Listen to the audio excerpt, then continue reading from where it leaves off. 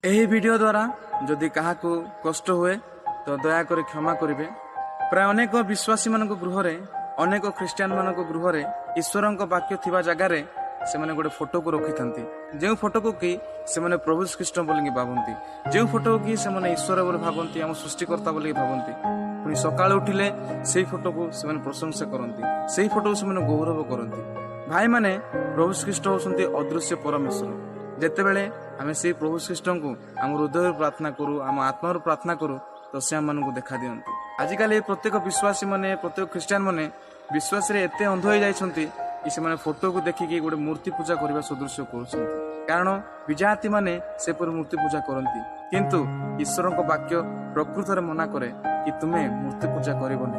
ତ ଭାଇମାନେ, ଯେତେବେଳେ ଆମେ କୌଣସି ଫଟୋକୁ ଦେଖି, କୌଣସି ମୂର୍ତ୍ତିକୁ ଘରେ ରଖି ତାହାକୁ ଆମେ ଈଶ୍ୱର ବୋଲିକି ମାନୁଛୁ, ଆମେ ତାହାକୁ ପ୍ରଶଂସା ଗୌରବ କରୁଛୁ, ତ ତାହା ପରମେଶ୍ୱରଙ୍କ ଦୃଷ୍ଟିରେ ଭୁଲ ଅଟେ। ତ ଆସନ୍ତୁ ଆମେ ସେଇ ଜୀବିତ ଈଶ୍ୱର, ସେ ଅଦୃଶ୍ୟ ଈଶ୍ୱର, ଯିଏକି ଆମକୁ ସୃଷ୍ଟିକର୍ତ୍ତା ପ୍ରଭୁ ଖ୍ରୀଷ୍ଟ, ଯିଏକି ଏବେ ସ୍ୱର୍ଗରେ ବାସ କରୁଛନ୍ତି, ତାହାଙ୍କୁ ଆମେ ଗୌରବ ପ୍ରଶଂସା କରିବା।